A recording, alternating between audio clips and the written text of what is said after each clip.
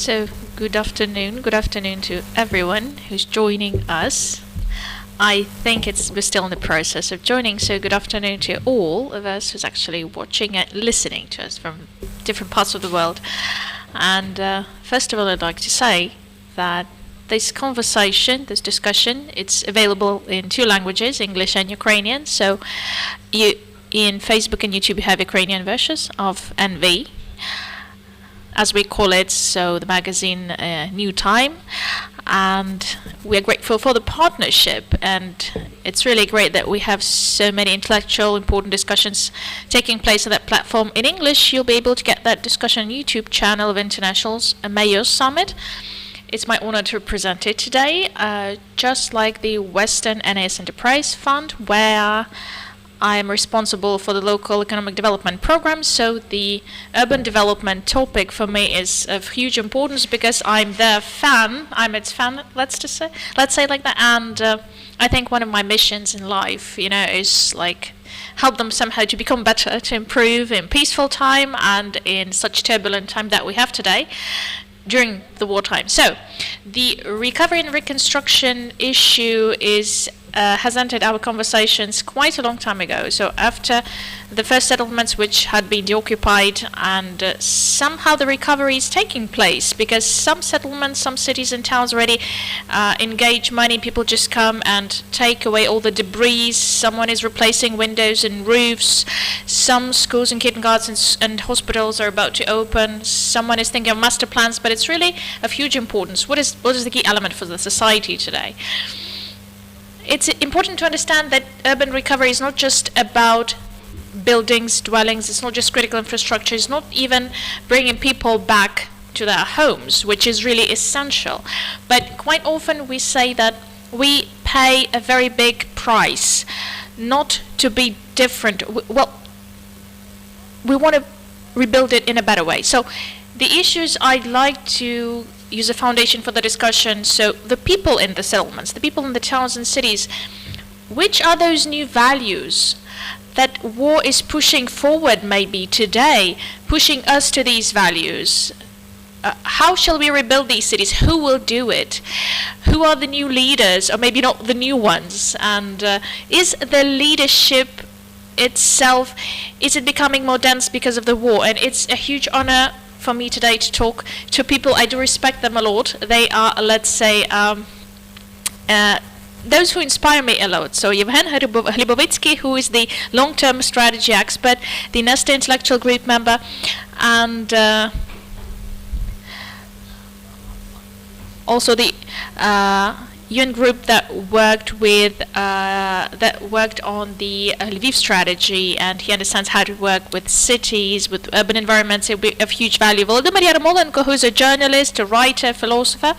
And what's really important, Volodya, I'd like to express my gratitude for your podcast.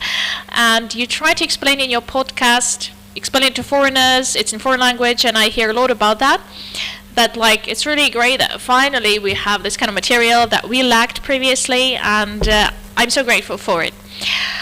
So Zoya Казанжи is with us. She's a journalist, writer, a pen club member, Ukrainian pen club member for me. She's like the defender of all the females in Ukraine.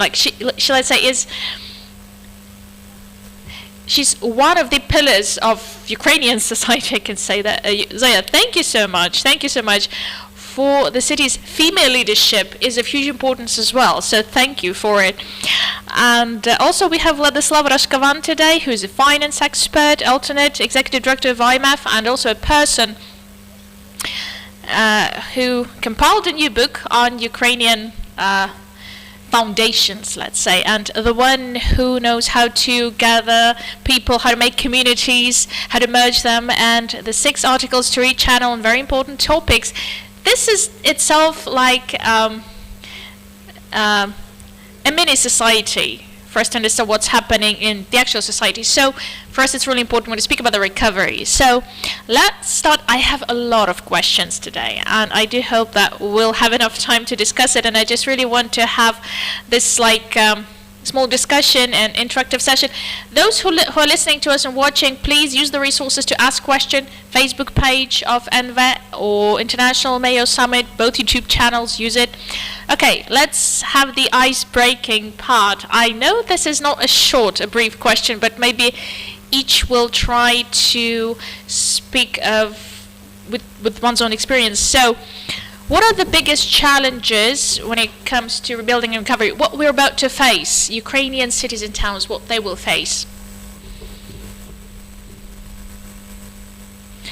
Okay, so okay, may I be the first? Okay, I'll just use one sentence. For me, for example, when I started getting deep into this topic and I tried to find an answer, for me, the key thing is not just to recreate, but to have the innovative transformation. It should be a transformation, not just recreating, copying, copy-pasting.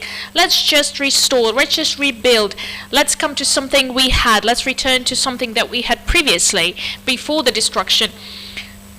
The key, the essential goal for us, I would give this answer if I would be responsible for it, not to recreate, but innovatively transform. Yes, this answer, Ms. Zoya, actually tells me that it's really good that we gathered today, because what should be in the center of it? How can we get rid of that Soviet-related architecture of the style, the engineering approaches? How can we get rid of it? So, and the social principles, how can we use something new? What should we twist around? Okay, any more challenges? Maybe I'll add to something that Zoya mentioned already. I think that our biggest challenge today is to lose a chance. Again, lose a chance. So we have a chance to change it, transform, you know. But this chance, we can lose it, by the way. And we have so many, we have a lot of experience in the past, a painful experience of losing chances. So just, Zoya, as you mentioned, we have to use this chance, which unfortunately we were given, this chance was given by a war, unfortunately, of course. It's quite a costly chance. We need to get rid of the Soviet heritage, and not just about the architecture, not just about the urban planning, but also when we build communities, we need to create new communities in these cities, in these towns. And for example, even with Kyiv, let's take Kyiv as an example, in other cities as well. I was always, sad about this. Within recent years, we've established so many ghettos. These sports for people that are more wealthy. They've created these cottage spots, these cottages behind the fences with nice roads, with maybe some nice schools, nice shops, who knows, behind those fences. And many people don't even go to cities, actually. They live in these suburbs, in these isolated areas. They don't use the public roads. And these people, these wealthy people, think that this is really a Western world that they've managed to build. But these ghettos are very dangerous. This is something that's dangerous for the country. It's a threat. And I think that one of the principles that we have to use in the process of city recovery in future, getting a mix-up of people from with different social statuses, of different ages, from different age groups, and not creating ghettos, not disaggregating. The biggest challenge for me is to lose a chance, lose an opportunity to change and to get rid of that Soviet heritage finally. Thank you, Vlad. Definitely, I'll try to touch upon that. So why? What will be the reason for us to lose it? What are the risks? And the ghettos, what you described is like a glam ghettos that actually many Ukrainian cities were moving towards, where they were, creating the layers in the society, people were disaggregated. A lot is mentioned right now with these temporary, dwellings, not to create these spots for people of specific social status, not to exclude them, not to leave them behind somehow.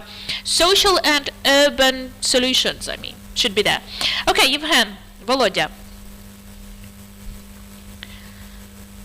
Okay, I maybe will say the following. What threatens me the most? Demography.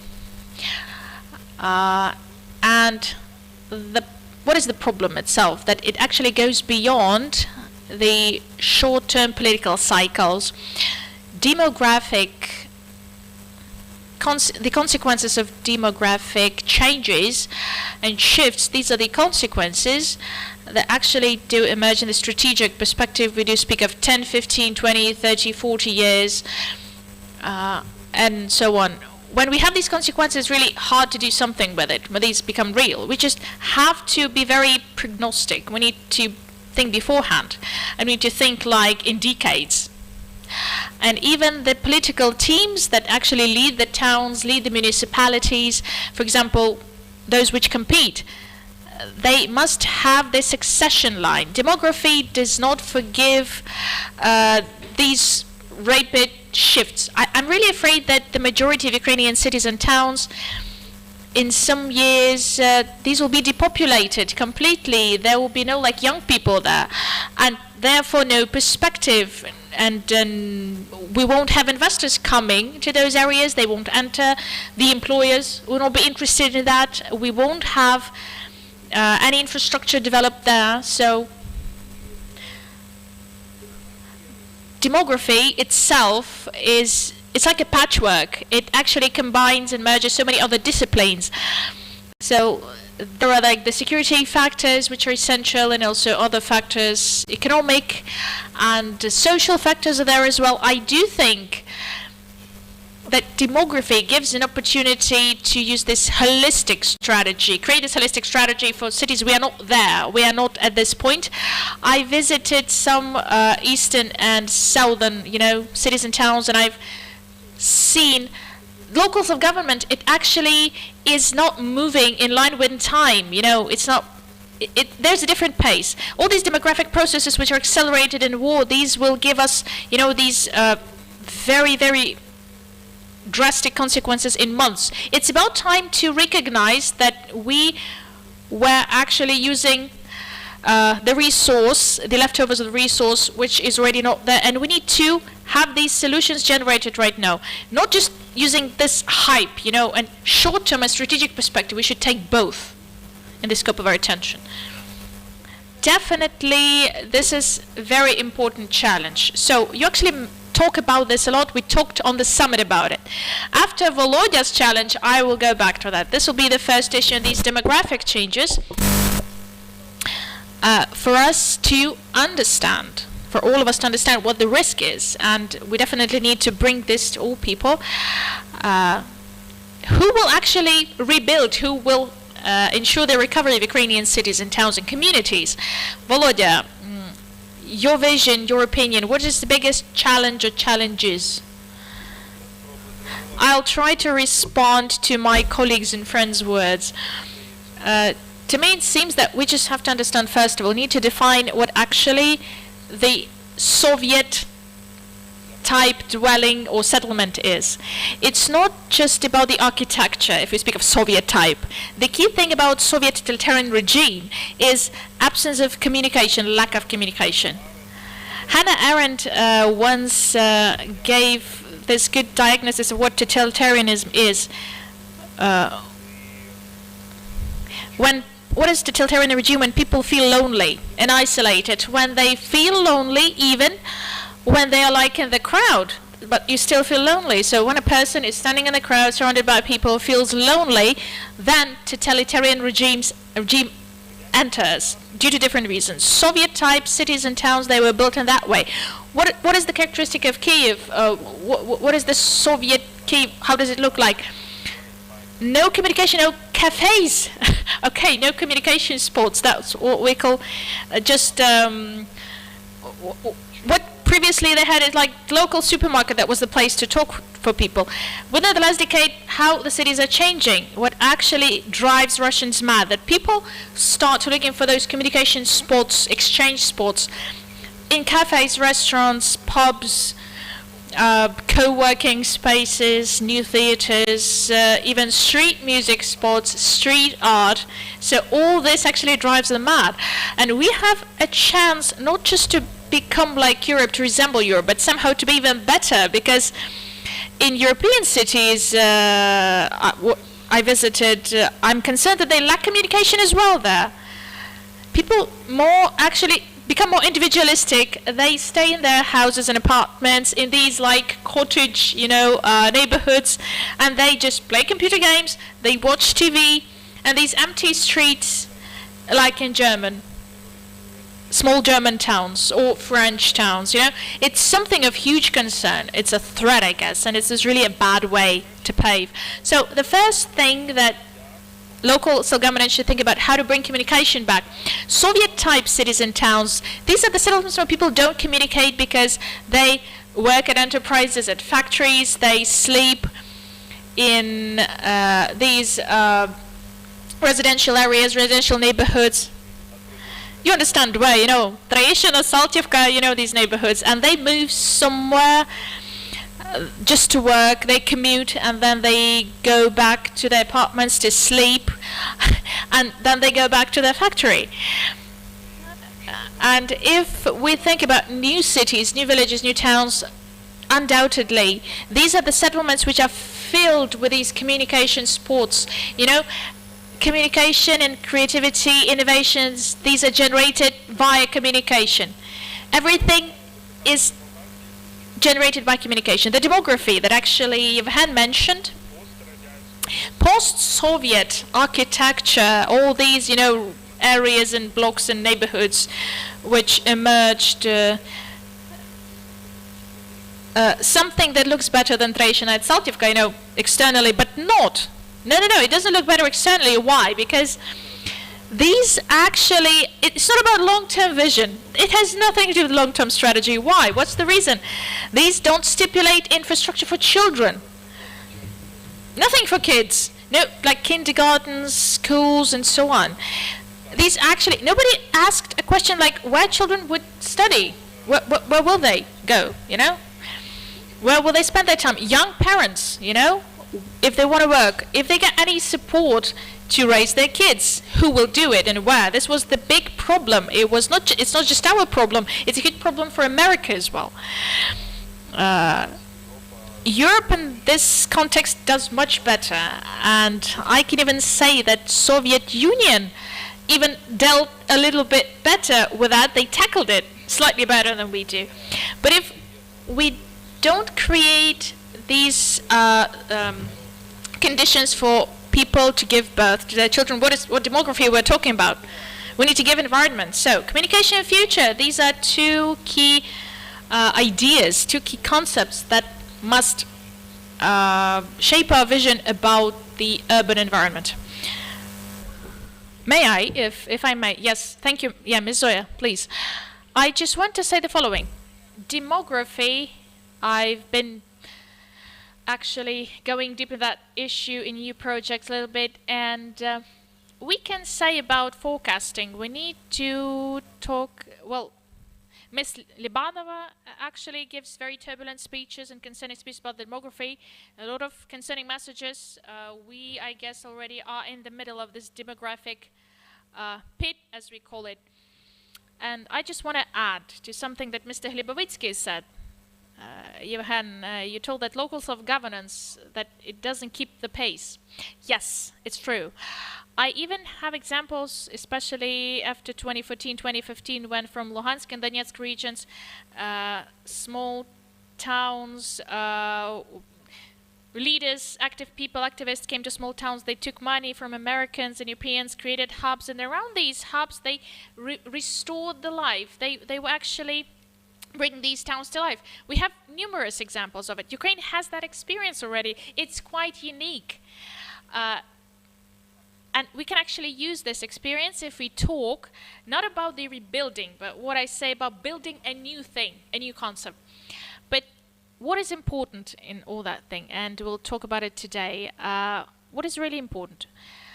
We should talk about corruption as well, because all of these projects, all the money we talk about, European, our own money, if we don't complete the reforms, I mean fighting corruption and everything, rotating around the justice, and judicial system, talking about accumulation of financial resources and proper disposal of resources, well, it will be useless. So these are two key things that we need to mention. The corruption itself as a concept, phenomenon, how to fight it, how to eliminate it. What else I'd like to say? That we actually, when we talk about building something new, we have to talk, and what should be the benchmark? People's needs. And it's really important to take into account such economic, political, geopolitical, social peculiarities, cultural context, even climate, climatic zones. We have different climate features, live climate somewhere, summer is longer and the winter is longer in other areas. So in collaboration with the urban requirement, we need to use the science. When we speak of decentralization, like people say that in local councils, I can talk about like Odessa, and if we give this all into the hands of local self-government, I don't know what they will create there. Yes, Odessa is intact, and not so much of destruction. I do hope that they will stop at this. I don't know how it works in future, but I actually try to ask myself, I try to understand what's happening with transport in Odessa. This is the city which had 12 billion of income.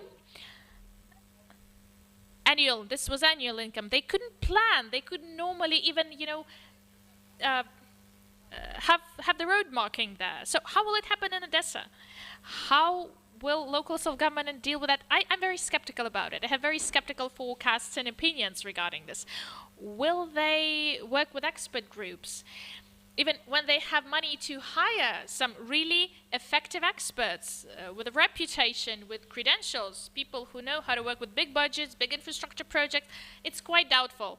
Like at national level, they tell us that Ukrainian companies must dispose of the money. It's not about Ukrainian or not Ukrainian companies.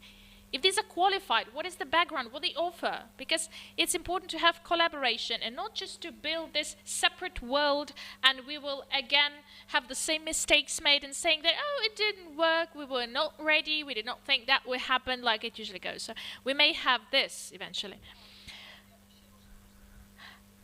And it's also important, I'd like to mention, we understand that these cities and towns must be functional, inclusive, beautiful. But we will change approaches fully because we'll talk about safe cities as well. Safety, about making the areas safe and making the environment safe. Safety of our cities and towns, safety of the settlements, this is something that is of huge importance. And will be, yes, safety is definitely a value. It's something that will make people return, those who left.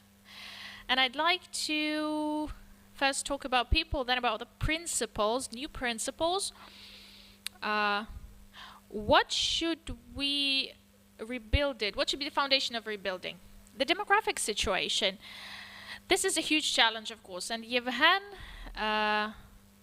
during the summit of 2021, we had it in September in Kyiv, 2021, we gathered the mayors and not just to talk about these local solutions, we wanted to show them the perspective, a higher perspective, what they expect to get in 5-10 years. And Євген actually talked about demographic situation. He mentioned of the challenges. He said that we in 10 years we'd have like 25-30 million of inhabitants in Ukraine, but the full-scale invasion took place in February and our population shrunk. Well, we already have this figure now, but in half a year, not in 10 years. And Ukrainian mayors, they had no time actually to prepare. So Євген, tell us a little bit more. What does that lead to? How do you think? Let's. I want to ask like that. What should we need to do to bring these 8 million people back if some of them already are at home? And once you mentioned taking the past perspective, we may have a situation that people in Kyiv will definitely be ready to distinguish certain dishes like made by Uzbekistan and Kazakhstan people. So shall we have this external migration? Oh, that maybe was a joke about Tajik and Uzbek dishes. Yes, these are quite different. You know, the plov, the dish. These are quite different, but for us, I guess this may look similar because we are not experts in that. And I would be a little bit careful, you know, with figures, please. Because when we analyze this demographic situation, sometimes we actually become victims of media hype, like, oh, it's already like 10 million left, nobody's left in Ukraine, no people, it's like depopulated. And the number of people who left Ukraine is measured in millions, but at the same time, this wave of people who left Ukraine, the biggest wave of people who are loyal to Ukraine, let's say. Historically, maybe since the end of World War II. And the perspective of victory, again, historically, it's the best perspective during all the times, if you just compare. And I think that some part of those people will return, the bigger part, the majority of them. What may be the factor which will complicate this return? That it will only be possible, I mean, the return, when people will have a couple of winters in European Union countries, and the transaction value of return, meaning the need to break new social connections, change the educational environment for children. If this issue, the hiring, recruitment, employment issues, you know, which is quite important for each person, it will practically mean that this transactional value will go up substantially. And of course, we are in the conditions where we are, it's the reality. We can't just fantasize, thinking like, what would happen if we, like, in a month would celebrate victory? Victory will be when it will be. We'll have to deal with the circumstances that we have. We'll have no other reality. But despite the fact that we lose millions of inhabitants, we will get millions of them back, of course. We'll gain them. Our demographic problem is, it's not about migration, but it's more natural factors. We have very low birth rate and huge mortality rate. It means that if we talk about if we talk in the context of market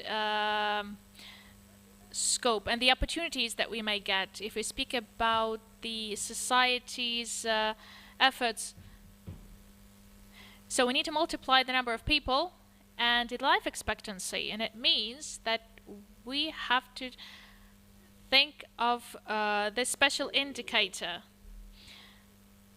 with humans in years. So with the demographic shift in all the world, the number of children is decreasing, but the average life expectancy goes up.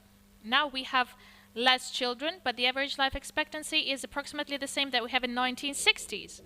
So within the last 60 years approximately, the average life expectancy in Ukraine did not increase. In Western countries, 7, 8, 10, 12 years, it went up. We are approximately the same that we have in 1962, the same indicator. And it means that we can't solve both problems quickly. One of the reasons why in families we don't have so many children, because of the historical trauma. The majority of parents think that it's fundamentally dangerous to live in our part of the world, and with one child they can handle one child, but 2 or 3 it's doubtful. And in cities, then this safety issue is coming to the fore. Not the safety, I mean the national security, but the safety, individual safety. National security is of huge importance, especially if you live in a city at the frontier, in the city or town where, for example, pro-Russian attitudes are quite popular in the majority of population. You won't feel safe there. And these horrible stories we had in Kramatorsk, in Slavyansk, in Mariupol during the occupation in 2014, this is the evidence, and we will hear these stories from Kherson later, from Mariupol, from other cities and towns which are occupied currently. And when we take a closer look at the national security, therefore, such cities and towns like Ivano-Frankivsk, where they have a high homogeneity in the society and the community, high transactional value of occupation, these cities and towns feel safer. So these factors are important, but also the human safety means if the rules, if they do work, the police, are they friendly? So is it easy actually to find some opportunities and human safety factors? And I was the part of the team who did the survey on how the human safety works in southern and eastern regions with the Böll Foundation. You can Google it. So human safety is of huge importance. And the safety and security issues are mostly not in the city municipal agendas. They think that this is the national level issue, not the local level. And we may just move to other issues just because these are too big to be the factors for the specific political cycle, like infrastructure, stuff and so on, which actually are developed for 10, 20 years, electrifying the railroad or energy-saving technologies. What it leads to, cities and towns, they're in a very narrow operational management. With small resources that they manage, they avoid making strategic decisions. And they avoid making these strategic decisions. Within some time, what we have, they are incapable of some strategic efforts. They picked actually decay instead of development. So the key issue then, the key question, if cities and towns have no authority and partially, and they don't have funding for the security and safety issues, will they be able to guarantee something which will be one of the factors for people to return? As long as we are the Russia's neighbors. Cities and towns have huge resources, huge opportunities to affect the security and safety situation, starting from such factors as lighting in the streets and coming to educational effectiveness. Municipalities, they affect the lighting, the education, they influence the police resources and so on. Municipalities, they have huge leverages they don't use in an efficient way. Then there are problems that another problem is that municipalities, they don't use this whole spectrum of tools that they have in their hands. Practically, they delegate the responsibility, for safety and for energy safety and for transport infrastructure and so on. They delegate this responsibility to someone else. If municipalities don't take responsibility on themselves, well, what will those people notice who return from European Union? They will not only notice that it's easier to have the internet banking in Ukraine, they will notice also that the water, after you pour it in glass, it has some residue in it. There is some residue in the glass. They'll notice that it's really hard to find a school with qualified teachers and headmasters, that it's becoming harder. They will notice again that the pavements where you can actually walk with your child and not be afraid that the child will get a concussion because 20 or 30 years ago they changed the asphalt. People will notice these factors, and all these factors all together in mass will affect the demography. And we did not even take the factors, the migration factors, because migration factors, this is a separate category. Okay, so look, they already notice, and I am a mom of two, and I know what a pram is. We have the bicycles as well, and I returned to Ukraine for a couple of days, and recently I felt the difference, of course. I really want to have this opportunity to get back to Ukraine and to guarantee some safety for my children, but I felt it, so this is the question.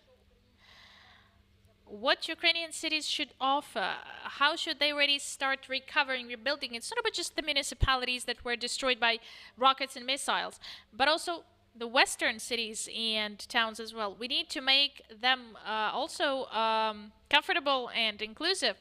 Those which have nice pictures, nice images on the first site. So, Volodya, you'll get this question. In one of your interviews, you said that in Russia, they don't have a nation, but we do. But we need to have a critical mass as well to make some changes.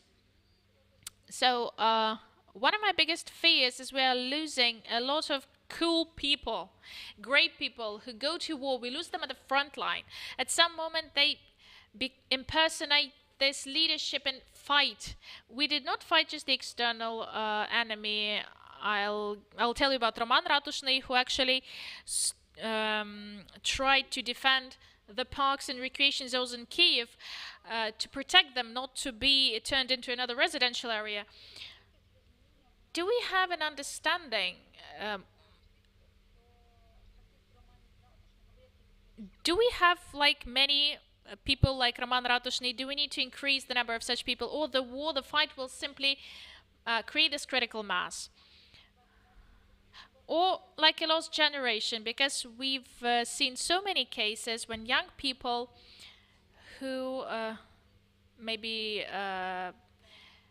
they started with some Soviet-type principles, they got it from their parents, they then go to bureaucratic systems and they make it a little bit more Soviet time. So can the war change the percentage?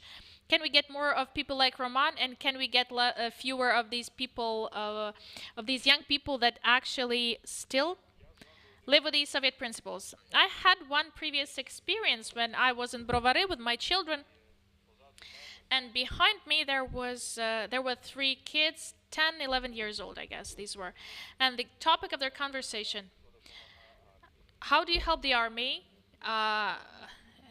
Where are your parents, if they are conscripted?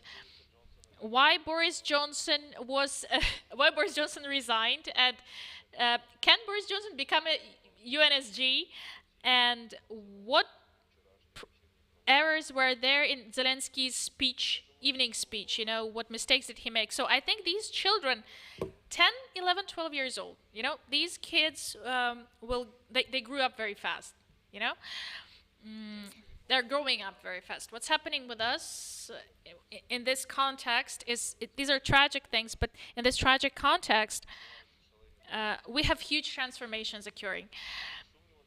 Undoubtedly, the best people die at frontline. They die there, yes, but I have a feeling that after each death that we have in the news, it's like many other people, they are reborn and they try to find these resources. We drive around Ukraine, we talk to average people who survived occupation, who survived those horrible situations. I have a feeling that these people suddenly found a huge resource within themselves, Why? Because they ask themselves a question like this, if we came through hell, maybe we can tackle anything. I think this feeling, when you feel that you're able to do just the impossible thing, Ukrainians are facing it for the first time. It's something that emerges inside of us. And those people who, in peaceful times, were average people, as we call them, we know that there are no average people on this planet, but quite often we use this definition average people. Instantly, they became heroes, unique, and this uniqueness, it's there in them. And the closer the municipality to the front line, to the line of, the closer it is to the active hostilities, the more dense that critical masses of those unique people. We came back from Kharkiv recently. I think Kharkiv is one of the steel capitals of Ukraine. We brought some T-shirts, where Kharkiv Держпром looks like a fortress, and it says Kharkiv is made of concrete and steel. Can you imagine staying in Kharkiv when every night the city is shelled? 10, 12 rockets every night, people. 10, 12 rockets. So how brave you should be. And to be a volunteer, in that environment, or to hold a weapon and to stand front line and to bring some humanitarian aid to the army or take part in some cultural projects like the Kharkiv Literature Museum and so on, and many other people. So in this sense, I think, I don't know what is the ratio, let's say, with passive and active people, but undoubtedly the number of active people is growing. Regarding those people who left the country, and if they return or not, if they want to work for Ukraine, I think they will return, they will come back, or they will find a way to do it staying beyond the border. Undoubtedly, out of those who left, at least of what I know, maybe I'm incorrect, there are so many people who really want to use war as a certain opportunity in, let's say, a negative sense. Maybe they won't return. Maybe it's good for us people, okay, because they look for other paternalism in Europe. But I do consider this huge exodus at some point, well, from my experience, people who really wanted to leave. First of all, these are people who never were abroad, you know? But when they went abroad, on February 24th, I had no wish to go elsewhere. I've been abroad so much, and I feel it like it's a privilege to stay in Ukraine, not to leave, you know. Previously, it was vice versa. But I think that we have to create conditions for people to return, and we have to work with our international partners, thinking that these people, those who really have a wish, they need to have a chance to return. They don't have to get the social welfare in Germany, let's say, okay, metaphorically. And European empathy to Ukraine, I guess, should not be limited just to, like, how can we provide the social welfare to 1 million Ukrainians who left? This empathy must stipulate certain strategies for people to return to their home country. And the last thing I want to mention, George Steiner, I really love this writer, a modern writer. He writes essays, a philosopher.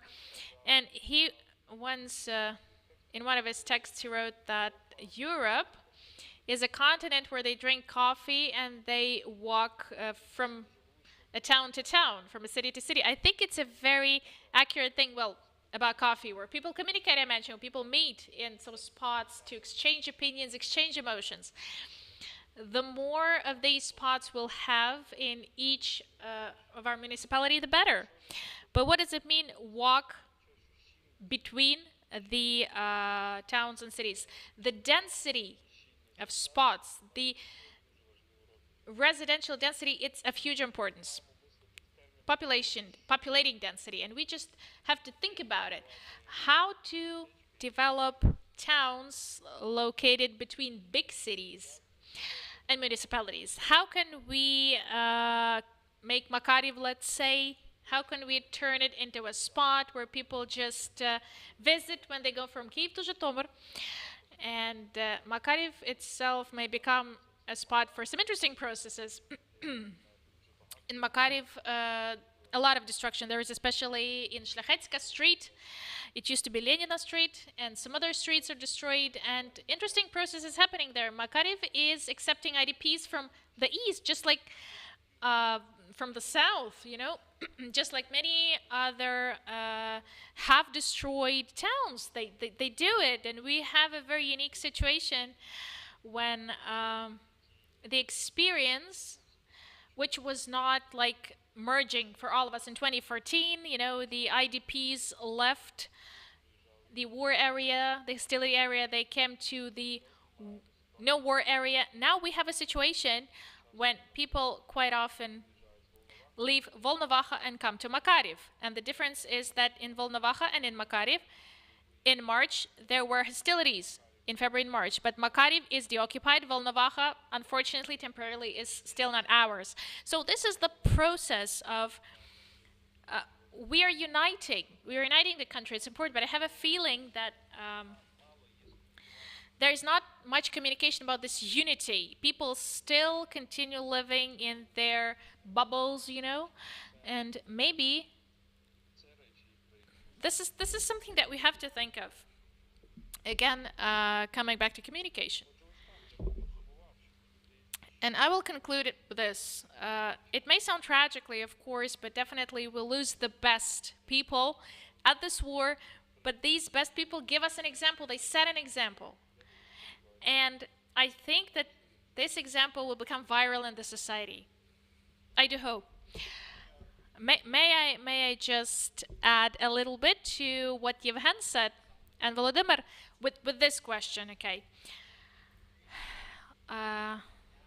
Something that actually makes Ukrainian different, and in past years, what actually makes us different from our neighbors, northern neighbors, what makes us different is that today, now, we have fewer and fewer of these small, like, average people. The concept of average person who can't influence anything. Many Russians, when they are asked, like, why don't you do anything? They say, what can we do? Oh, what can we do? Many Ukrainians, the volunteers, those who are in armed forces, those who help from abroad, many things depend on us, on people. Not average people in Ukraine, but Ukrainian people. They are unique people. Each is unique. And these unique people, these big people, they influence a lot of things. Євген said that they are right now staying abroad. Many people, many women with children are staying abroad right now. And they also told us about international partners that they can help. I talk a lot to European colleagues, and despite the fact that Ukrainians are showing the whole world, we are the Europe, actually. We are Europeans. It was not like a question for us, but for many people in Europe, that was a question, something to doubt about. I still would ask our European colleagues to help Ukrainians to become even more European, okay? So to live a life that Євген told about, a couple of winters to spend in Europe, you know, a couple of cycles, to understand finally what is to be a European, that this is like, this is about taking part in the life of your community, shaping your community, demanding your local self-government, your regional government, and national government demand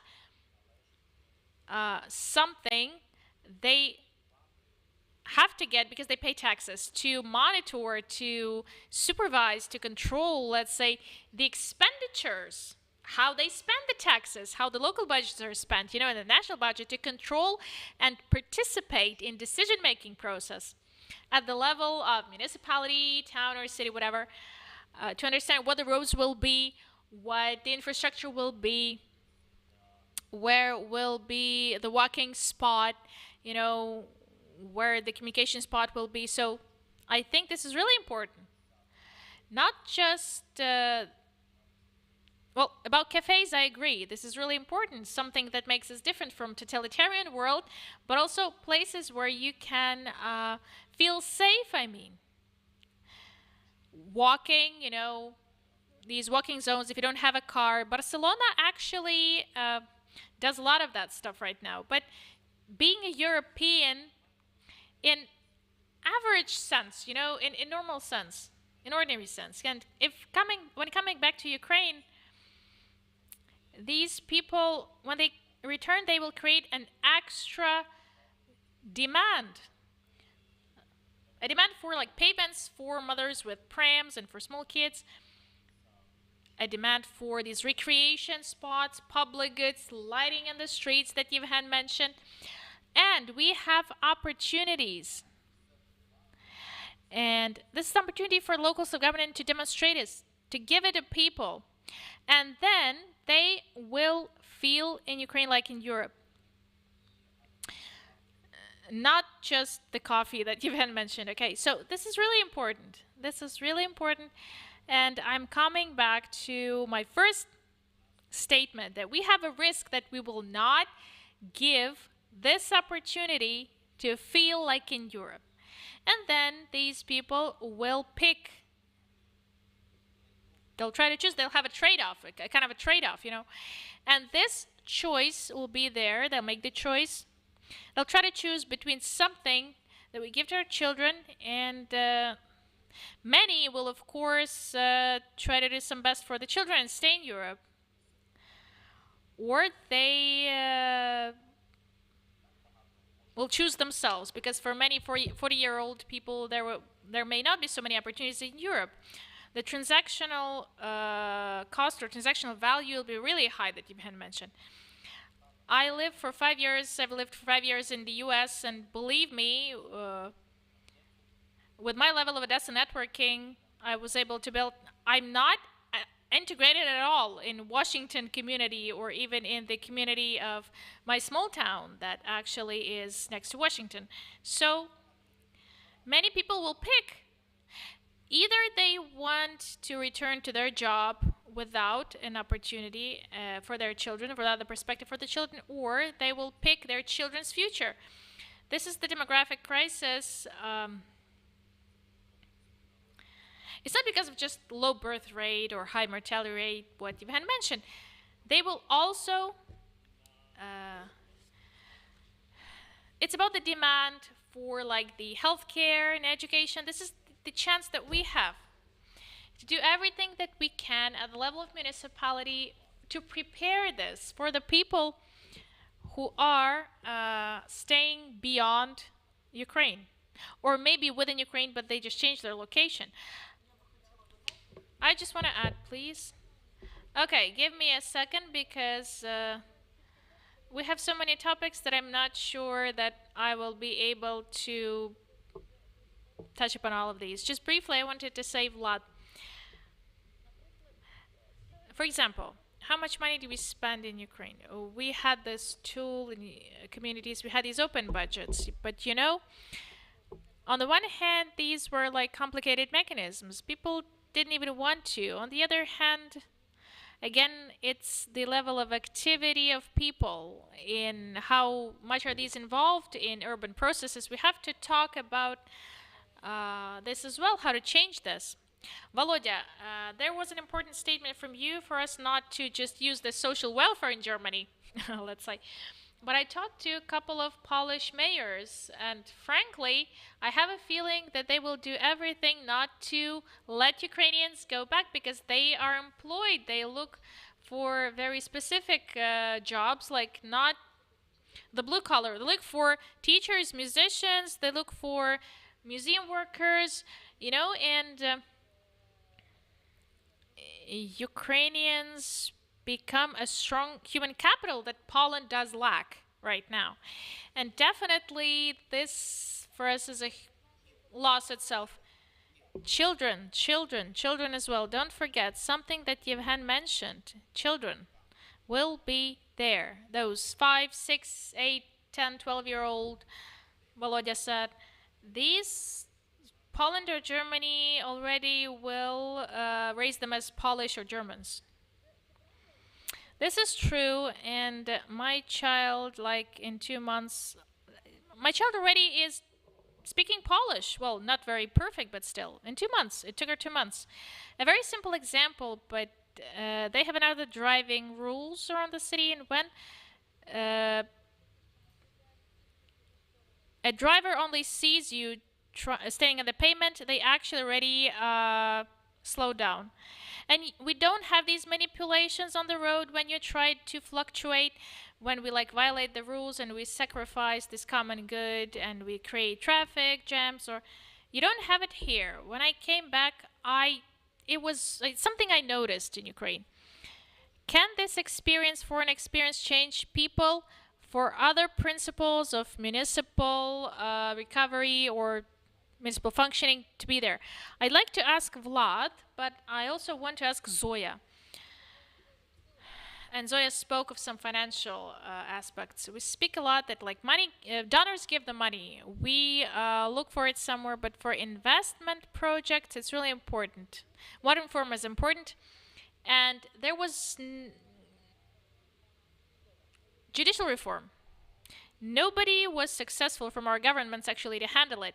My question is, we already have, maybe not big ones, but some influential communities, and it's not a question like what the president should be like to adopt finally and to complete the reform, but what the society should look like, or the community which would finally start demanding and getting this reform completed.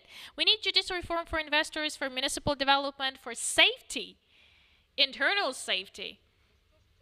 What else do we lack? Can the war actually change something to shape this community, which would complete the reform?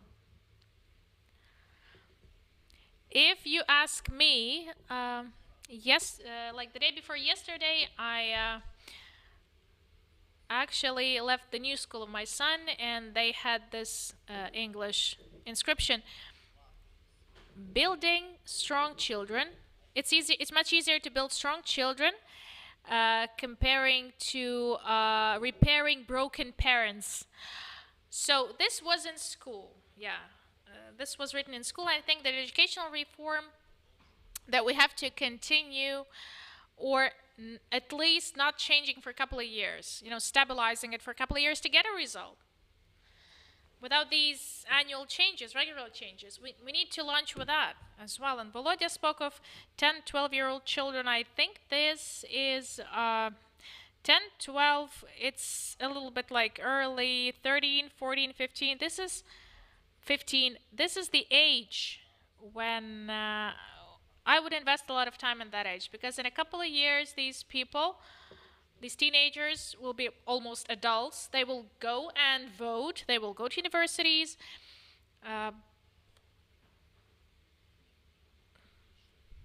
They will demand more. If we're able right now to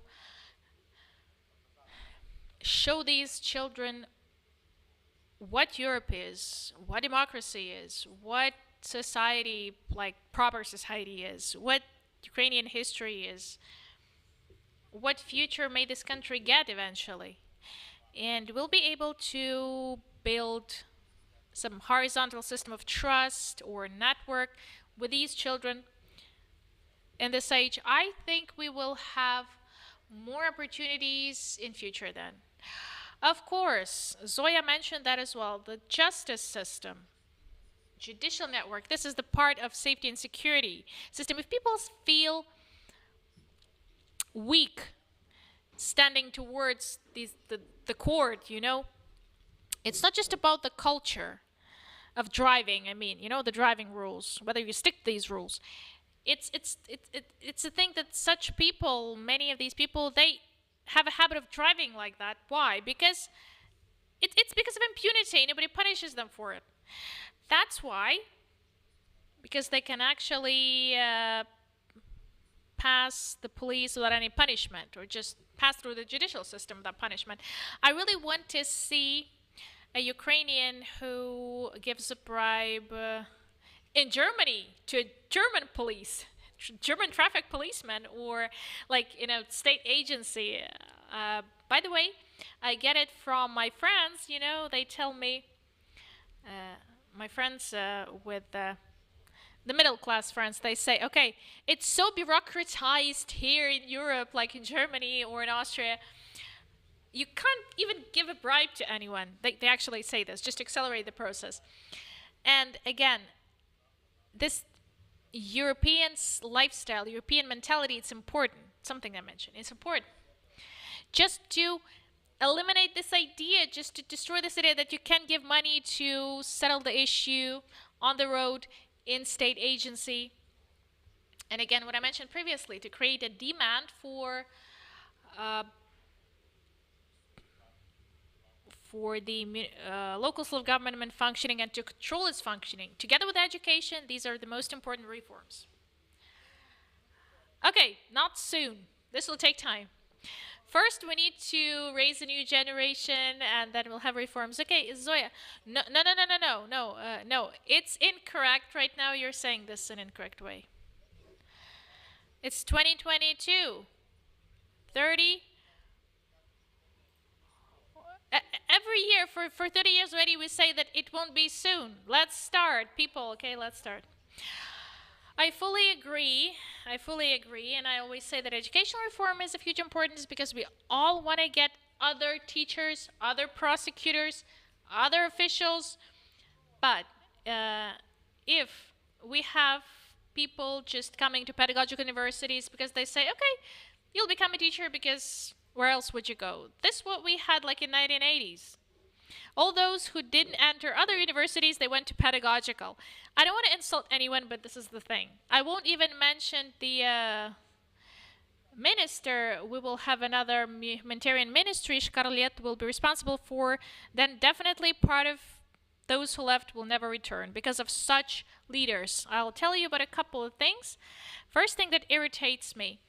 I realize that I'm triggered by conversations that like, okay, it's so great in Ukraine. I miss my cafes.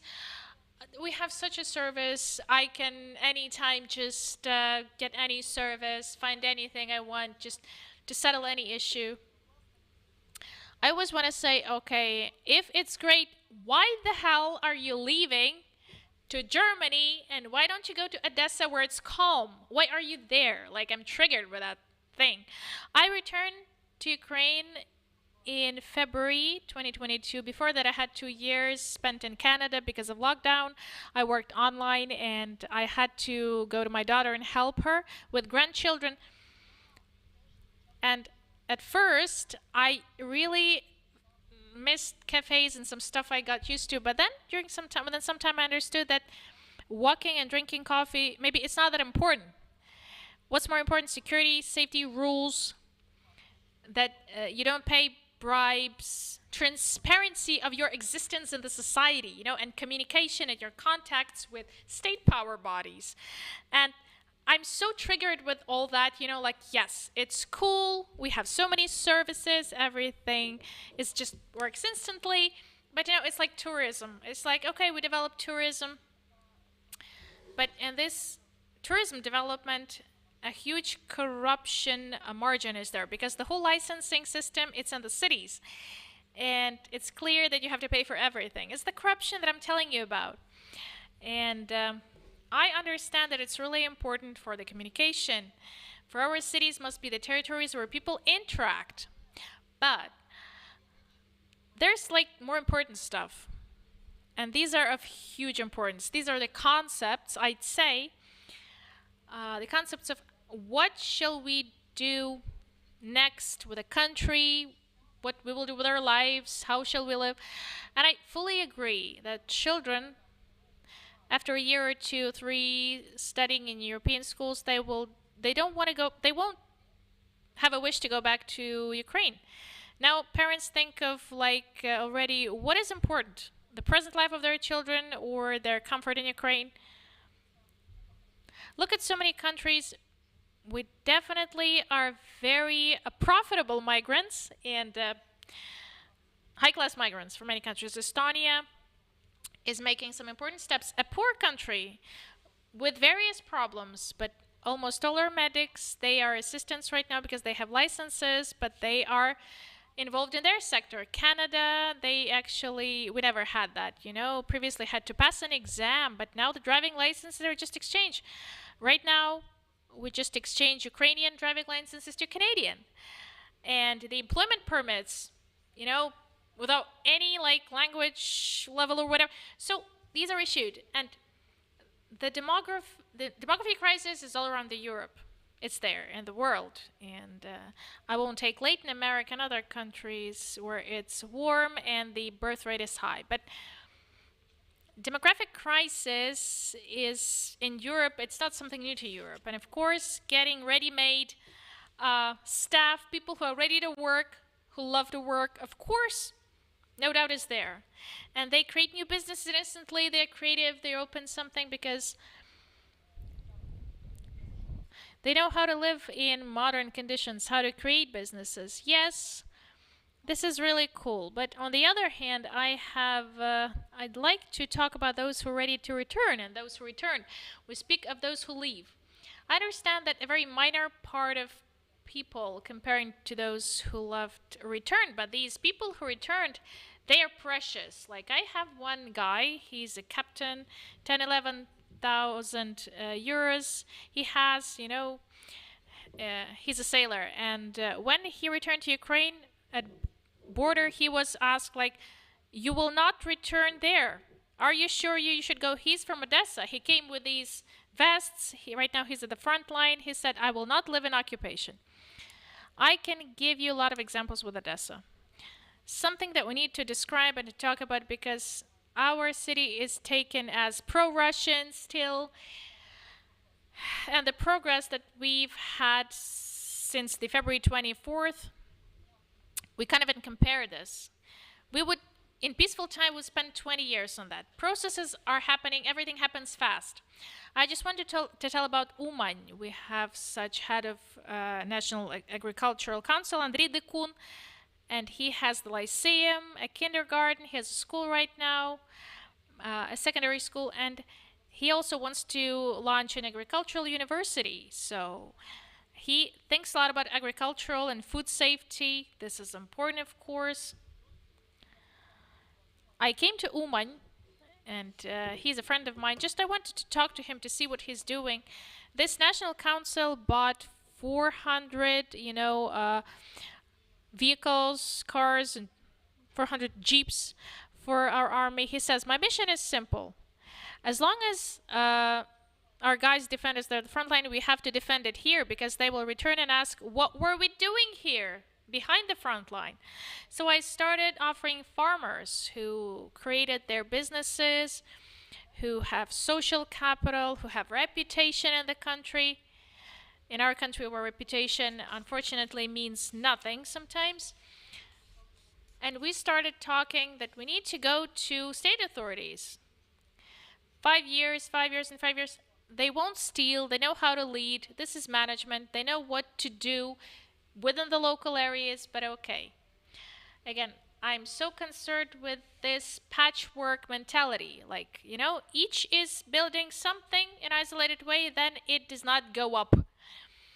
And this old national concept of what we are building, what country we are building, when the war is over, where people will come back.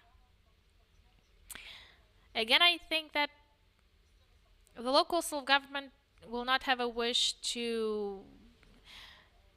Maybe each big city wants to have an airport. Maybe we need to have one airport like per Odessa, Mykolaiv, Kherson, and we need to have this high-speed connection. Why do we need to have 200 universities? In Ukraine, this is the biggest number of universities in Europe. Too much of that we have, comparing to Germany, France as well. How will our schools and hospitals look like? Now, we know how it looks like now. I work in one of the projects with healthcare facilities, and these small towns started thinking of the following, that they need to refurbish, repaint the walls, and make proper navigation inside. The doctors changed attitude to their work, and they started talking about the style, the logos, brands, and values, how to approximate these services to people, how to approach the patients. In all sectors, we have great examples. People do something. How to merge this, how to make, how to push this up. I don't know. This is a challenge. Returning, not returning. Of course, some people, they took this as a reason to migrate. Those who lived like 10 years in Poland, like they go to other countries, to better countries, safer countries, as they say, but we don't need to think in the following way, like, oh, they will sit there and come. Okay, they can come anytime. We just need to think if expats return, what they will look like. How will they invest in our reality and culture? And in other areas. This is the national discussion.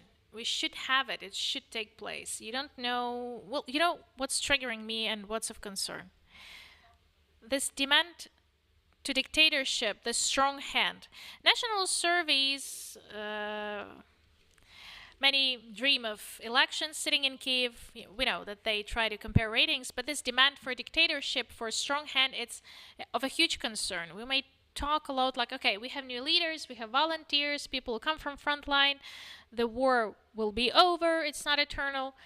what will happen then if these people have certain resources to speak of themselves? Because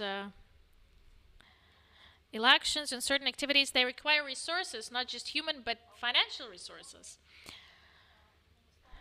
I would not dramatize it, like what's happening with us today.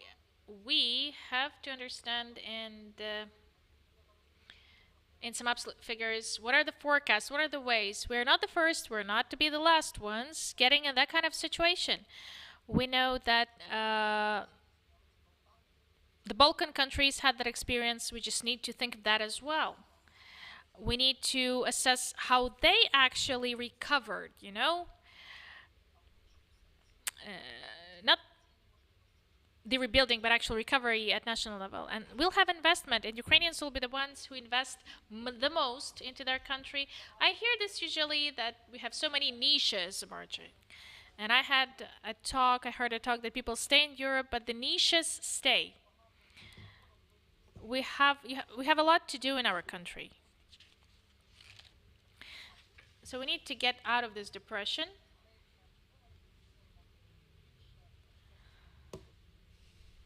We just need not to over-dramatize. Okay, Zoya, thank you. We have a lot of moments, but you mentioned this. Maybe we'll try briefly all together. A transitional question. We all have to work together. Because we have businesses doing something, volunteers, we even have the cyclists. They became like a resource because they helped with the humanitarian aid transportation. Every family is somehow involved in this process, financially, or a husband is bringing something from abroad, or a wife. You know, how can we unite the society? And who can actually decide? How big should the Nestor group be, or other groups, if these may become? There are so many parallel processes here, you know, taking place. Still, we don't have this one center to rethink of what the country should look like, and municipalities as well.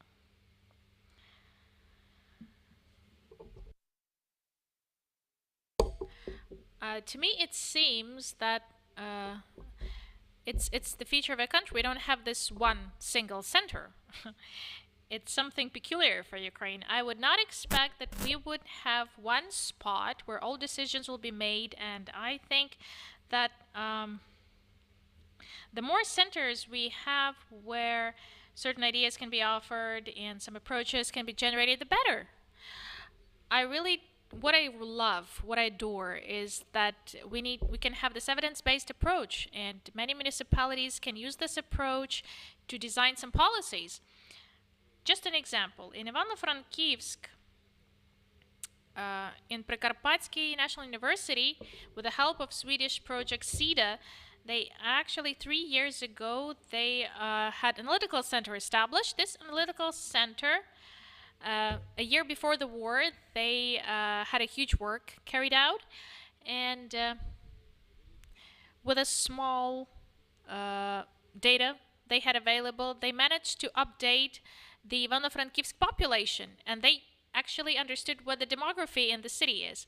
And right now, the local self-government had resources right now and data to make decisions regarding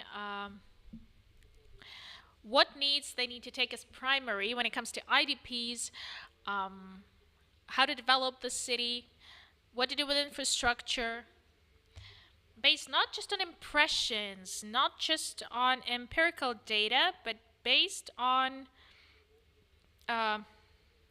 processed and analyzed data, which are evidence-based, And I'm really sorry, I feel sorry that other cities like Ivano-Frankivsk, they mostly don't have this opportunity of the same size, cities of the same size. Availability of universities, analytical centers, even the availability of some corporations which, for example, can have their departments and units with this calculating capacity, or the capacity, staff capacity, or the humanitarian capacity just to help the settlements, it may be useful. So I would see if the cities are developed in different areas, if there are people who can use creative approaches to solve various issues, if there is a chance to involve external expertise, can they share this expertise maybe to just to share the value, break the value, the cost of the methodology designing for a couple of cities, between these cities? And we need to approach this. We've wasted a lot of time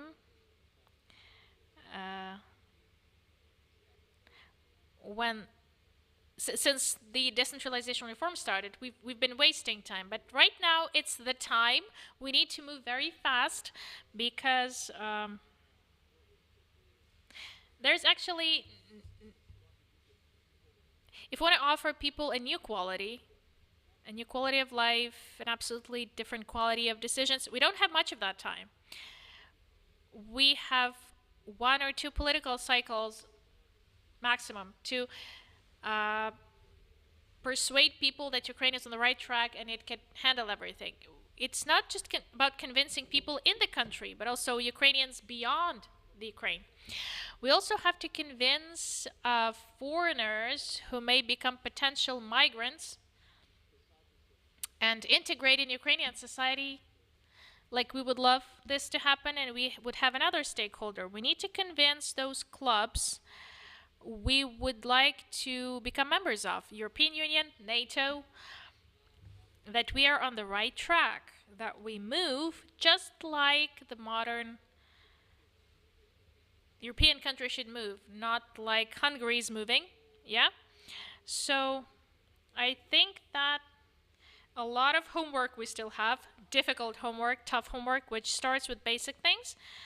First, like how many municipality employees do speak English, and also coming to big infrastructure issues like what is the rating of local university in the global system of university rating or ranking. So, okay, let's talk to people that you lead the strategy of Ivano-Frankivsk development. And in this context, I have a clarifying question. We used to say that Ukrainian mayors, they look like, they first of all think about infrastructure, pipeline, and they had no strategic vision.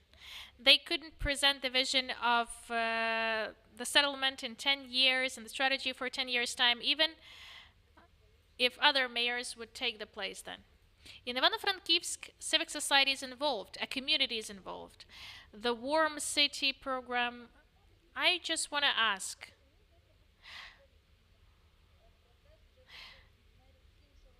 and it was more for mayors with a strategic vision and who interacted with the civic society. If the war changed their role, how did it change it?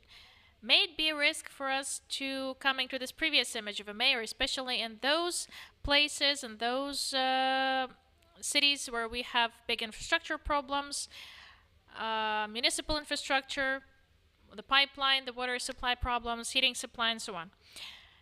With those challenges that you mentioned, that for the city it's important to have the university rating, and by the way, and Lublin's mayor said it, he spoke with such admiration about his university, about the cooperation. They start involving companies. They compete for headquarters of various global companies to place them, saying, okay, you'll be here, and here you'll get like the graduates of universities, they'll become your employees. So the mayor is thinking about it. So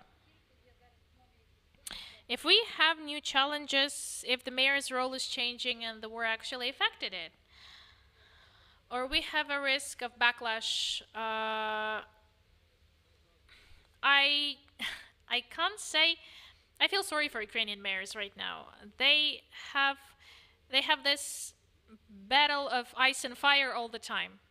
On the one hand, they are frozen. On the other hand, they are boiled or pushed in the fire, and this is really a hugely inconvenient situation. In fact, they use the authorities they have after the decentralization launched, and we have now a huge political centralization of the country.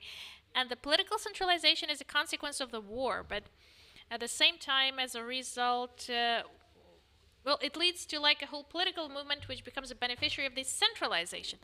Respectively, mayors have simultaneously to fight for community interests and to stand for their freedoms within this decentralization movement. Actually, the reform was pushing. And for them, it's hard. You know, it's impossible. The second issue is that despite the fact that we already have a huge decentralization achievement, this reform, it's still far from completion. One of the elements which is really difficult, and I would say this more or less, not technical, but we can handle it, the tangible one. The management quality and accountability and transparency of municipal enterprises. Something we can handle. Without this, municipal enterprises will not be able to go to European markets. They will constantly be just political hostages of the political ratios in each city. This will not happen. And many things won't happen if a city, if a municipality will has only one set of subjects responsible for decision making, so political subjects. Why is it so attractive for me to work with Ivano-Frankivsk? I'm not from the city, I wasn't born there, and I don't live there. This project was interesting for me because it involved civic society, business. In Ivano-Frankivsk, business association managed to expand itself. So the local business association united a broader circle of entrepreneurs comparing to what we have in local business associations. We have like the construction, the IT, trade companies, and service providers, producers, everything. And I would say that we can talk to business associations as with someone who represent a majority, a big share of municipal economy. Like with cultural communities, they have their own associations, formal, informal, but they are capable of presenting it in the single voice. They can enter these difficult discussions, and what the strategizing chair has a couple of legs, you know, with business, civic society, culture is there, and local self-governance. This chair is stable, more or less. If the only requester of the strategy is, let's say, a mayor, or the only one who needs strategic development in the city is, let's say, an owner of land plot or business owner, then we will not have, presumably we won't have this stable solution. Community should be there with its representatives. Different stakeholders should be there, starting from teachers and up to parents, churches, whatever. So otherwise, we won't have the solution, a consensus solution. We won't have it with everyone's agreement. And this solution will live through the shift in political the political shift, because some mayors, they take their positions like for 4, 5 convocations, but mostly Ukrainians wish to change the authority a little bit more often, comparing to Western countries, and quite often we get into this situation when we don't have these succession lines, and you have to start from the scratch, and we again are in like the first grade, we open the same book, we learn to read instead of actually doing some more serious stuff. And it can be rewriting the strategies. Quite often we have that. So Volodya, I don't drink coffee for quite a long time, but I just want to go back to coffee topic. We had Kees Bonkers, Dutch urbanist, and when he was young, he worked with Eindhoven, with a mayor, and his task was to create something for the Philips factory, who terminated its activity there, to revive it and to make something in the city for this not to die, because people needed jobs and they had to develop the city. And he actually took the coffee that you mentioned. He came to a cafe, he talked to people, asking like, what do you want to have? How should we develop the city? Are you ready to involve? And he told us about it, like about the coffee that you mentioned. I have a question, especially when it comes to recovery and rebuilding the destroyed towns and cities in Makariv and Bucha and Irpin. I'm just afraid of thinking, I don't want to mention Mariupol right now, I'm afraid of saying this. But how can we make this coffee a way of participating? How can we turn coffee into participatory mechanism, like in Europe? Who can initiate this? Like local authority, or this? We should have like a neutral community of urban experts, local leaders, opinion leaders from civic society or activists. Or a mayor can initiate it, saying like, okay, let's do it together because I want you all to feel okay here. What is the participation format? What is possible? Can you tell me? I would ask the question in a different way. How can we imagine what do we think of Ukrainian town or city? How can we imagine this? What can be there? Because we understand why we love European cities and towns, not because they're comfortable. We love them for their history. European cities and towns, it's like a mixture of some historic events. You can see these layers of time. We don't have so many of those in Ukraine, you know? And we have an image of industrial settlement. We have an image of Kharkiv, Держпром, or Kharkiv, like the city which, comparing to Kiev, which in 1920s, Kharkiv actually afforded to experiment much more than Kiev. We have settlements who became victims of total destruction. We have these Jewish towns who actually erased their memory. And in central Ukraine, for example, and we need people from abroad. Yeah, we need foreigners coming here and like writing the history of Buchach. And in that Buchach history, just understand that not something... So there is too little of history in the Buchach itself. So when we speak about those settlements, about those cities and towns, not just these Jewish, small Jewish ones, but we speak of those who had amnesia, you know, like at some point. And without any doubt, we have to work with this urban memory, and this is really important. In fact, so many towns and cities we have where the memory is erased, where memory is erased completely at the level of topography, at the level of, you know, no monuments are there. It's just replaced with something else. I think that future Ukrainian city should be the city which brings its floor and memory back, where the streets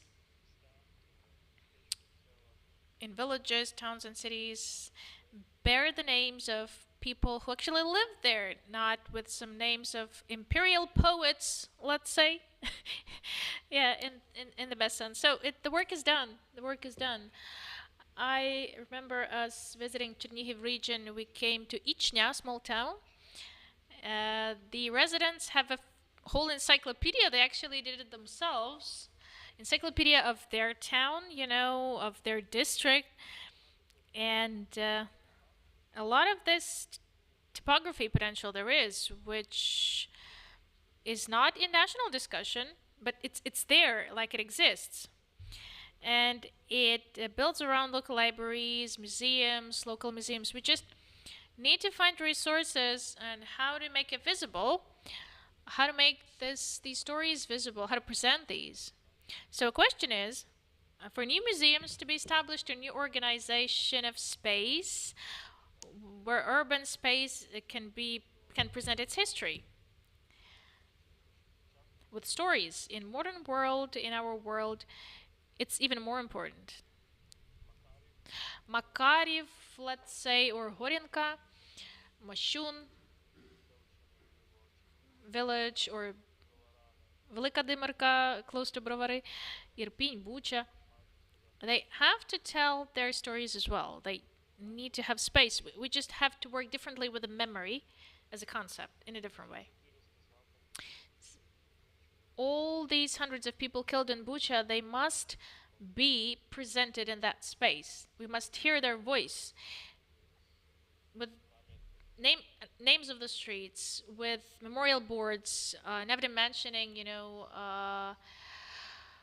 the defenders who were born in these settlements. And the second issue is, I'm interested in it. What is the city itself? What is the town? What is the settlement? What it is? Antique, ancient Greek city, for example, the one which is built around two important spots. Agora, which is a market, a place where people communicate and exchange with stuff, opinions, money, whatever, goods. Agon is a place where people fight each other, where they compete, let's say. A medieval city, first of all, a city fortress, a city which is surrounded by walls, thick walls that defends dwellers from external enemies, from demons, let's say. Jean-Jacques Rousseau, he was not a medieval philosopher, but he had traumatic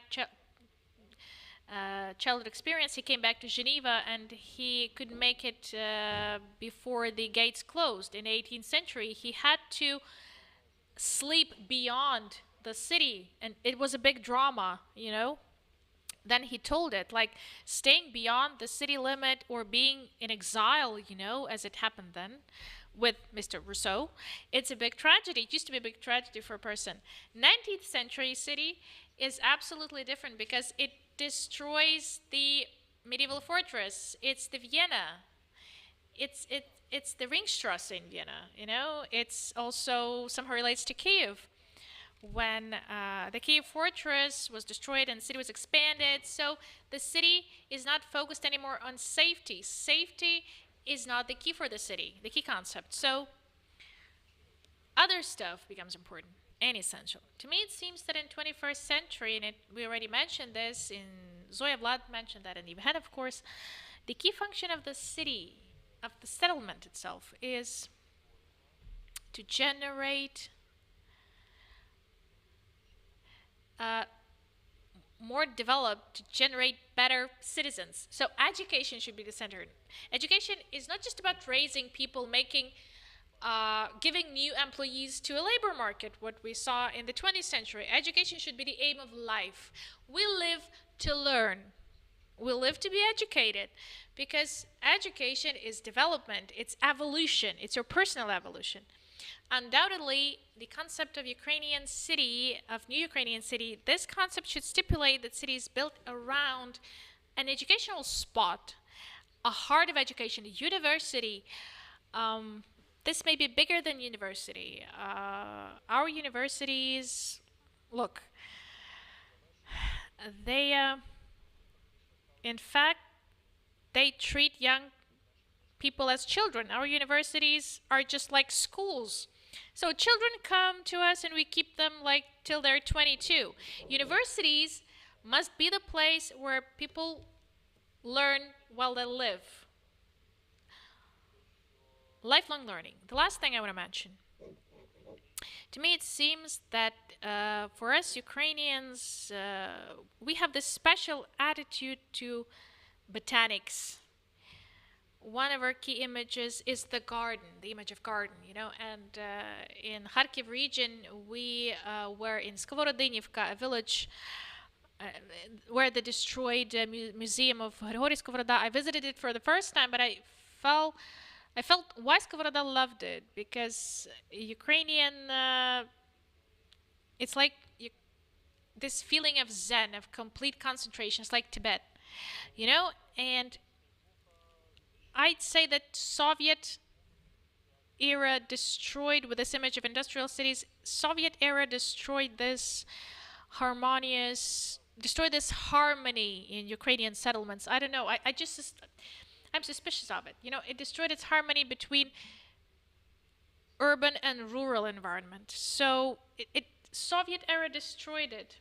The lack of this radical difference between village and city, this may become one of the concepts. Can we create a city as a garden? Not like Kharkiv or Kiev, but let's start with those towns which had a lot of destruction. Can we give another concept of European city or town which like comes from the underground, growing with the architecture. The architecture will not be the architecture of constructivism. It will be the Art Nouveau, like Gaudi, Hurit or whatever, So this is an interesting thing to talk about.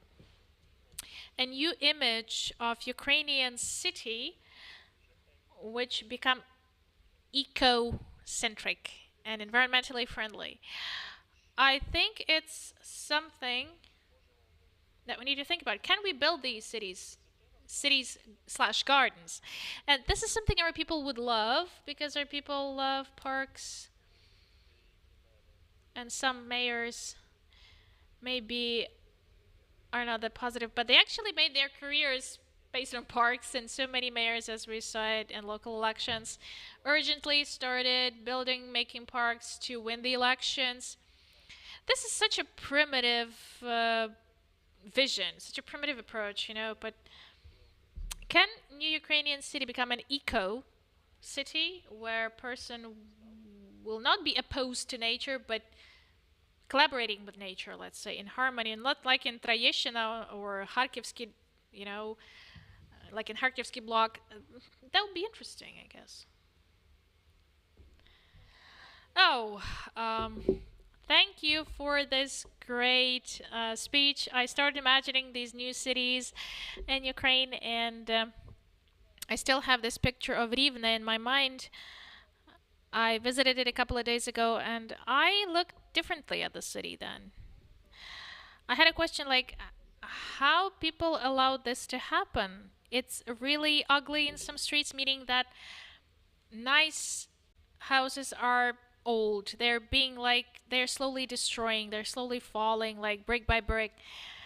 There are so many of these plastic banners, and it's like a city of small shops. It's surrounded by small shops filled with these. I don't know how to draw a line from your perception, your vision, and to something we have. How do we need to work with our past mistakes? What Zoya mentioned, not to recreate the same, not to recreate something that was being destroyed due to some factors. This will be a wrong approach, an incorrect one. This will be a big challenge. And it's important to have this concept for a city as respecting the dwellers. I was listening to Yaroslav Hrytsak in Kharkiv and a speech he gave many years ago, and he asked, if the development of mobility and infrastructure, transport infrastructure, can it actually help Ukrainian cities to expand? He said, transport is important, but it doesn't matter what train I use and how much time, what the toilet will look like, what the bathroom will be there. So it's really important for us, especially now, when this is not just a statement, but the price is high. We're losing people. We lost people. We don't need to recreate something that did not respect people, something that actually violated the dignity of people. The question, who should not even lead the process, but who should make this process successful? And we talk a lot about something that maybe there's a risk of decentralization, like to suspend. But I'll ask in a different way. Which processes in this wartime and post-war time, what can we centralize? And what processes should be kept at a local level? Because certain decentralization, okay, I'm not stating this. In your opinion, how should centralization versus decentralization develop as a process? I don't address it to anyone. It's one of the hardest. Okay, I may start. I may try to say something.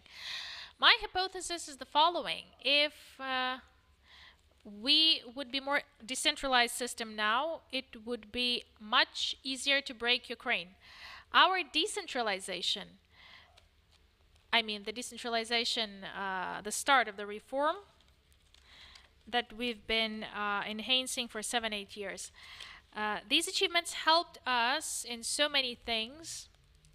It helped us to overcome the war, to stand against it. Of course, national security issue, it's more of, it's mostly centralized. In many aspects, it's centralized. But for the cities, for the towns, I would leave it to them. And for the villages as well, for communities, I don't see the prerequisites or reasons for us to suspend decentralization or to just freeze it. And we have a very interesting moment, I think, right now. We have like cannibalization, a sort of cannibalization. For example, talking to international financial partners at the level of government, not cannibalization, but we understand that government needs money to fund the army, to fund the state mechanism, to invest in it. But we have to recognize that mayors or heads of communities, right now they have almost don't have their interface to enter the discussion with international partners to get the funding they need to restore the cities. And I agree fully with Євген, who actually answered your question, Irina. If we're about to have one center, I do think that rebuilding national roads or projects, this should be the issue of the national agency for like recovery or council. But when we speak of recovery of towns and communities where you need to go back to local level, we just need to allow the community to decide what it will look like. Again, coming back to what I mentioned on this European mentality, when people return from Europe, I do hope they will have more responsibility and they will recognize how important it is to recreate the demand for building better cities, those gardens or educational centers, and they will not create this demand for fake education. And they will look for better teachers, for the best teachers, or create some supervisory boards. I knew nothing of that center that you had mentioned. I will read about it in Прикарпатській University. This is really good that we have such initiatives, not just at the level of big universities, Kyiv School of Economy, for example. What do we need to do? I would think about your mayor's program and UNICEF program. Maybe with these programs, we will have a need to have thousands of professional project managers who are aware of, who actually are proficient in budget management. Working as a system, as a network, who can exchange their expertise. It would be really hard at the level of a town or a region to ensure that the system is rebuilt in the best way, with the quality that we require to actually build this city/garden or to have an educational center.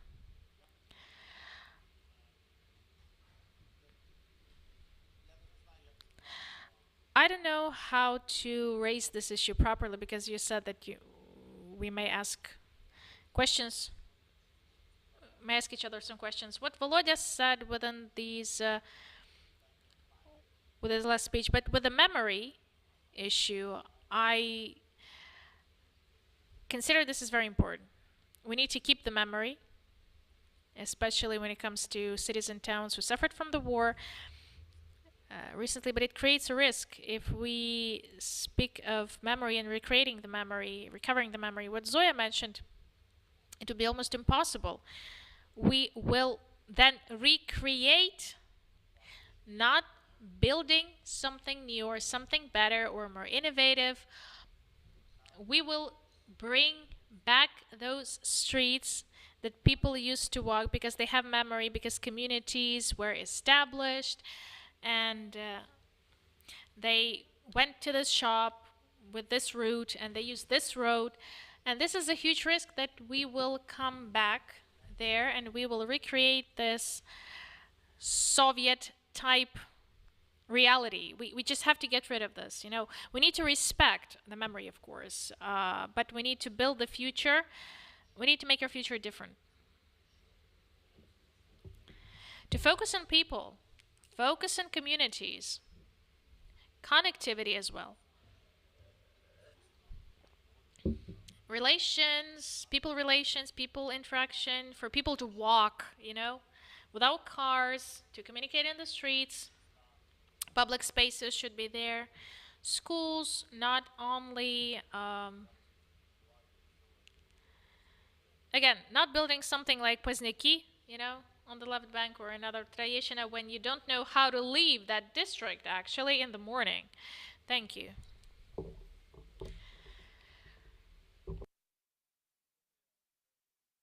I just want to respond, and I will answer the question. I speak of a different memory. Vladislav, I agree that we can't just become hostages of the past. I meant a little different thing. Again, Kharkiv, this episode in Kharkiv, thanks to the Literature Museum, we lived in an apartment of Yuri Shevelov, who right now he's living literary residence, and he's one of the most prominent intellectual leaders in Kharkiv of the 20th century, renowned person with a global name. I once got the Shevelov's Award, by the way. I was nominated for the Shevelov's Award, but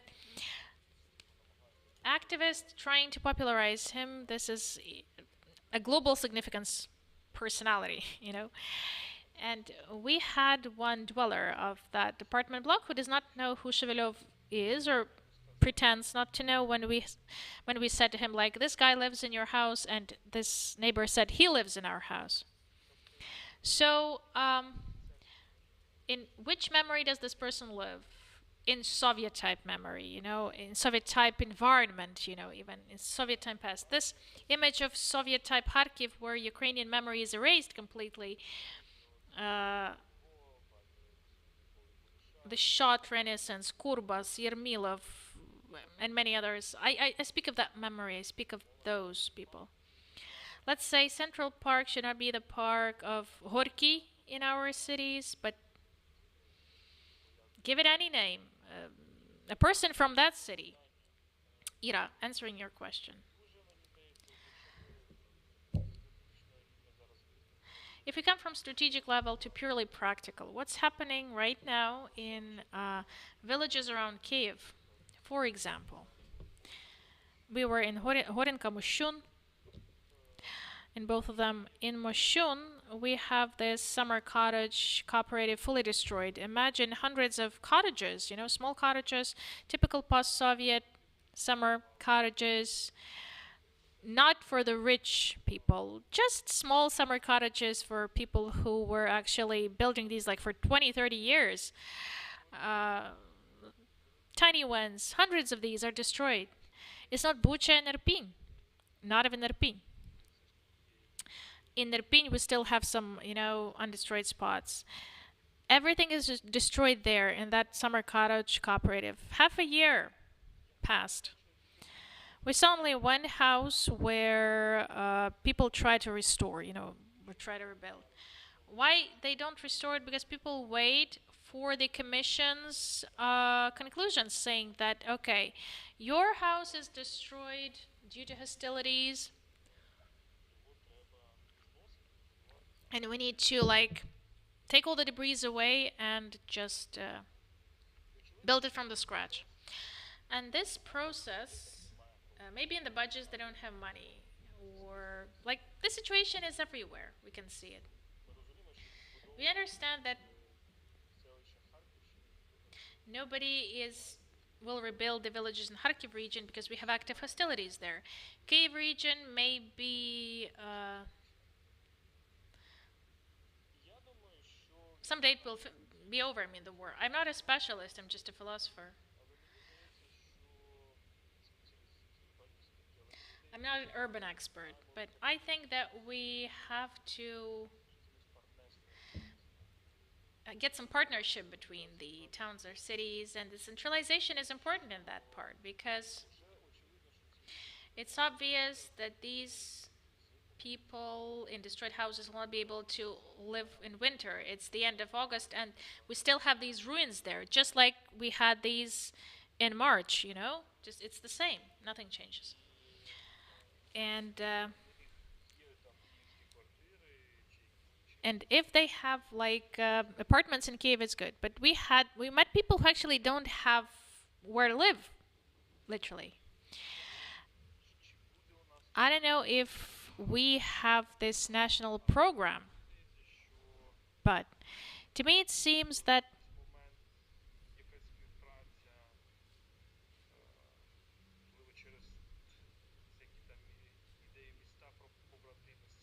maybe, you know, we have these cities and towns, the allied towns, allied cities. Maybe we need to have the allied villages, you know.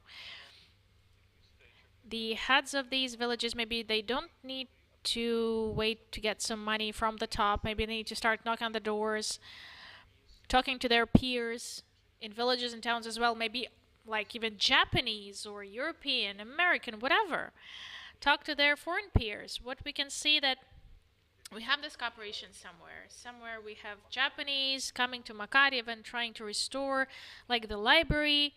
Italians come elsewhere, try to rebuild, I don't know, school, whatever. But to me it seems that this process is still very targeted. It's not at the national level. We have interesting precedents. I don't know if you noticed when Taiwan representatives came to Ukraine, they met the mayors of cities. They actually couldn't be like the government due to obvious reasons, due to Taiwan's status. But this is the thing that we can work with, you know, and it may be even in this horizontal cooperation when in fact Ukrainian cities and towns will look for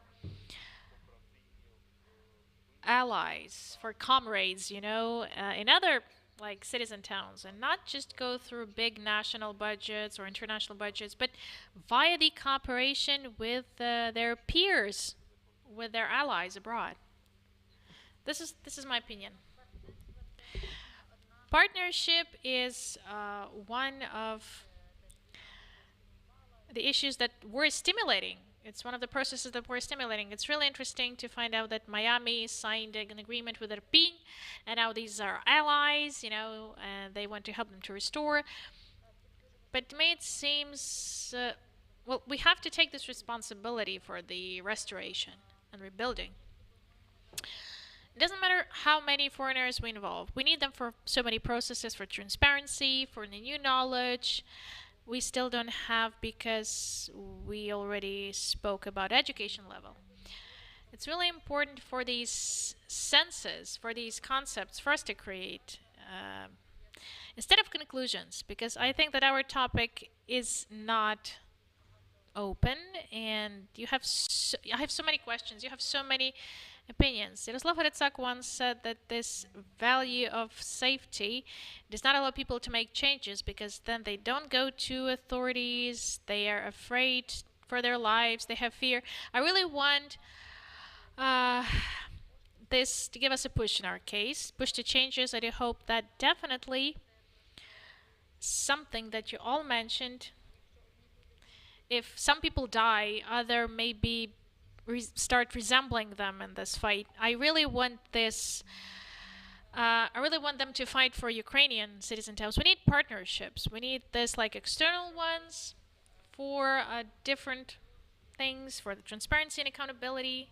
We mentioned the new rules, like the so-called driving rules as we have, or traffic rules. But Volodya, we need those people who you call like just philosophers, because that's how we'll be able to create these senses as a foundation for us to rebuild Ukrainian cities and towns. Just to finish, unfortunately, we have only 2 hours. Please answer one question briefly, but deeply. Will Mariupol, Ukrainian Mariupol, what will it be like? I think that Mariupol will exist. It will be there if historically, if we take it. Cities and towns emerge due to certain reasons. Mariupol will definitely exist. This is an important city, a big one, a port. This is a port. It's on the crossroads, and Mariupol will definitely be. But I really hope that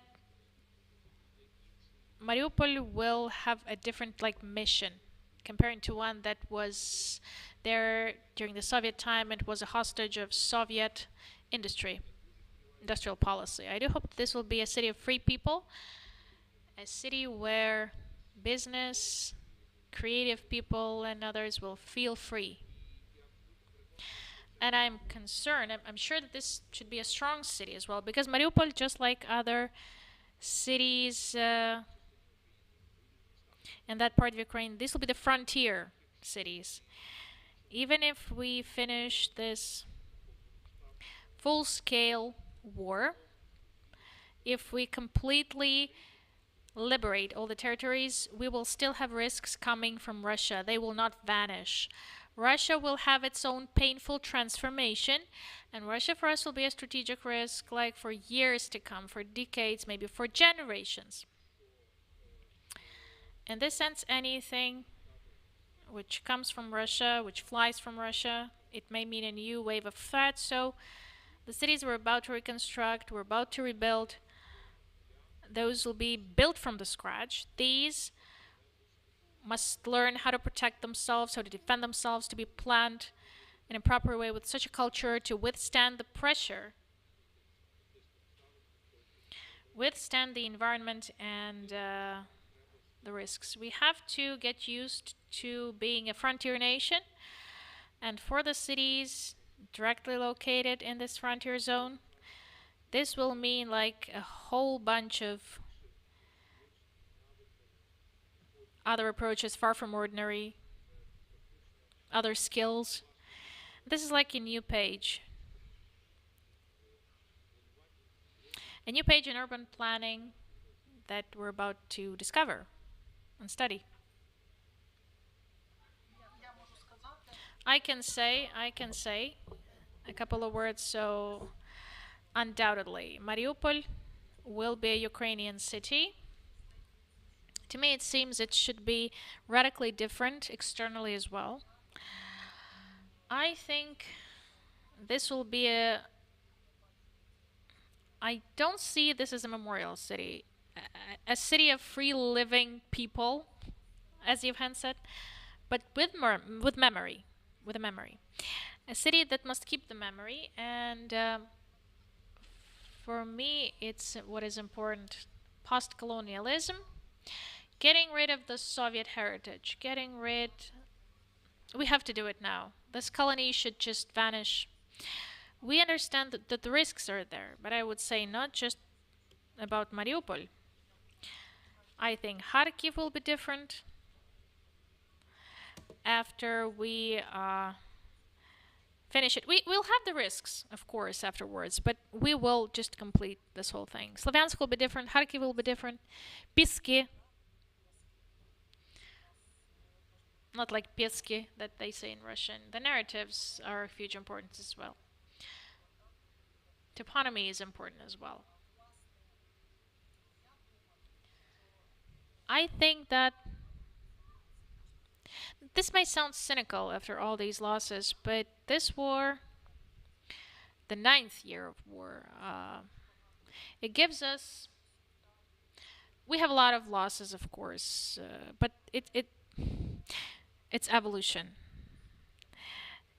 Every disadvantage gives us an opportunity.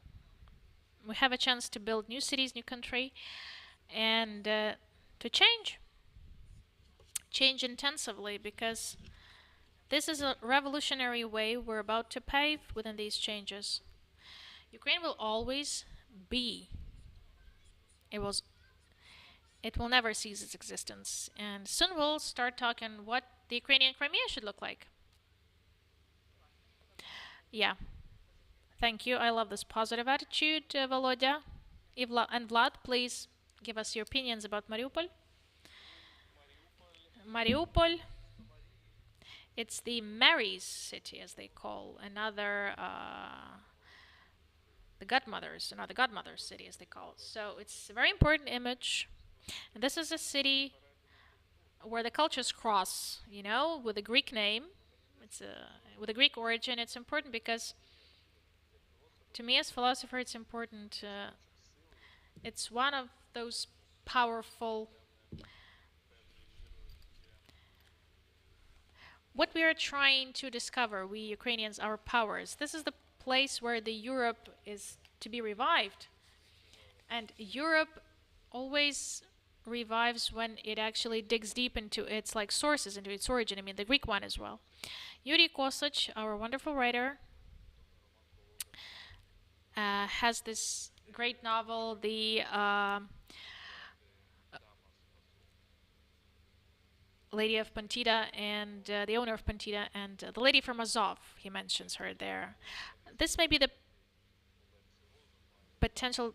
This may be a daughter of Aggressorovi, who actually was a candidate to take the Russian Empire, and she was destroyed by Catherine, lady from Azov, by the way. Why Kosich took this image? It's really important because the Azov region, it's not just a frontier. Yes, you say it correctly, Євген.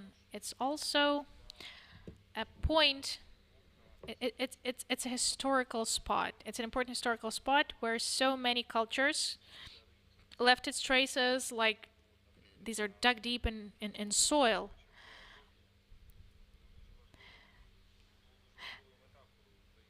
So it was a very important metaphor of Ukraine once. I mean, the Azov region, where this deep history. It's like deep underground, you just need to find it. We have these symbols. We have this, like Zaporizhia, yes, Slobozhanщина. Central Ukraine, Черкаси, Холодний Яр, Київ, of course, Галичина, Львів, Франківськ, Буковина, Чернівці, and many others. But without any doubt, one of Ukrainian images is Azov, the concept itself. Azovstal, Mariupol. Yes. It's like it'll become a new concept for us. Like just the Crimea. Just like the Crimea. It becomes one of the symbols.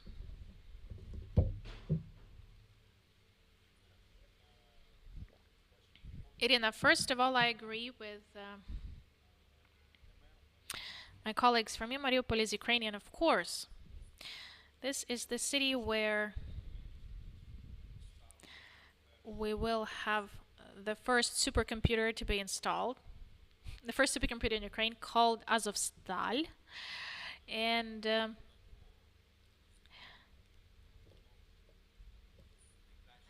we will build one of the best global centers, research centers, education centers there around the supercomputer that Volodya mentioned. And Євген mentioned that as well. And this may turn it into a magnet for foreigners as well, and for foreign researchers and scholars, professors to join the city. And the computer will be able, or people will be able to generate solutions for metallurgy and for security issues we'll have for many decades.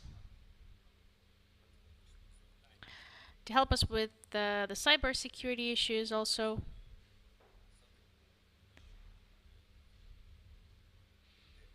Managing the satellite intelligence and so on. And in the city we'll have a garden as well that Volodymyr mentioned. So merging this eco mentality and education and technologies, this will change the city. It will get rid of this Soviet industrial image mentioned by Vladimir. But we need to work for all this to achieve it. I'm so grateful. And I'll add another comment. Something is there we won't be able, but I read this comment. Sergey Ivanovich, I'm from Mariupol. We prepare reintegration strategy where it's important to raise the issue of respect to Ukrainian values and respect to dignity, respect for history. And I want to express gratitude to you for actually... it's really great that Ukraine has you. It's really... You give a huge contribution, each of you, to that process. I'm grateful, and I really would like to have more of those discussions with you because so much to talk about. And I do hope that we'll be able to get another discussion a little bit more detailed about the urban planning, volunteers, leaders, and please stay with us in that. Thank you, and glory to Ukraine. And glory to heroes. Thank you.